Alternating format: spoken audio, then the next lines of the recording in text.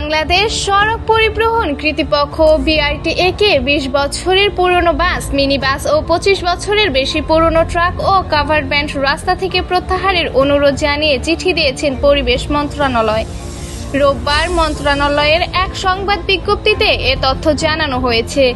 চিঠিতে পুরনো ডিজেল চালিত বাস ও ট্রাকের ফিটনেস সার্টিফিকেট দেওয়ার সময় বাধ্যতামূলকভাবে নিঃসরণ পরীক্ষা চালু ও অনুরোধ জানানো হয়েছে।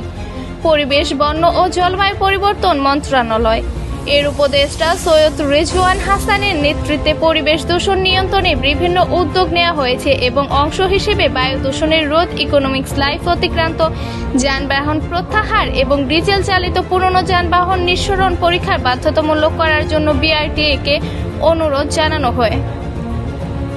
বিজ্ঞপ্তিতে এতে আরও বলা হয়, বায়ু দূষণ নিয়ন্ত্রণে জাতীয় কমিটির প্রথম ও দ্বিতীয় বৈঠকে সিদ্ধান্ত মোতাবেক ফিটনেসবিহীন এবং ইকোনমিক্স লাইফ অতিক্রান্ত হয়েছে এমন যানবাহনকে রাস্তা থেকে প্রত্যাহারের জন্য বিআরটিএ-এর যথাযথ ব্যবস্থা গ্রহণ এবং ঢাকায় পুরনো ডিজেল চালিত বাস ও ট্রাকের ফিটনেস পরীক্ষার সময় নিঃসরণ পরীক্ষা বাধ্যতামূলক করা হবে।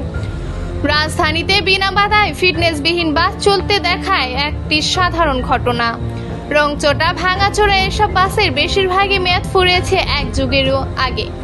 বাংলাদেশে প্রচলিত আইনের 20 বছরের পুরনো বাস ও 25 বছরের পুরনো ট্রাক সম্পূর্ণ নিষিদ্ধ, কিন্তু এই আইন মানছে না কেউই। বিআরটিএ-এর হিসেবে দেশে বাস, ট্রাক ও কাভার্ড ভ্যান সহ প্রায় 58 লাখ নিবন্ধিত যানবাহন রয়েছে। এর মধ্যে বাস, মিনি বাস 81,847টি, যার 41% বয়স 20 বছরেরও বেশি। আর ট্রাক, কভার ভ্যান ও ট্যাঙ্ক লরির সংখ্যা 2,07,772টি, যার 15% 25 বছরেরও পুরনো।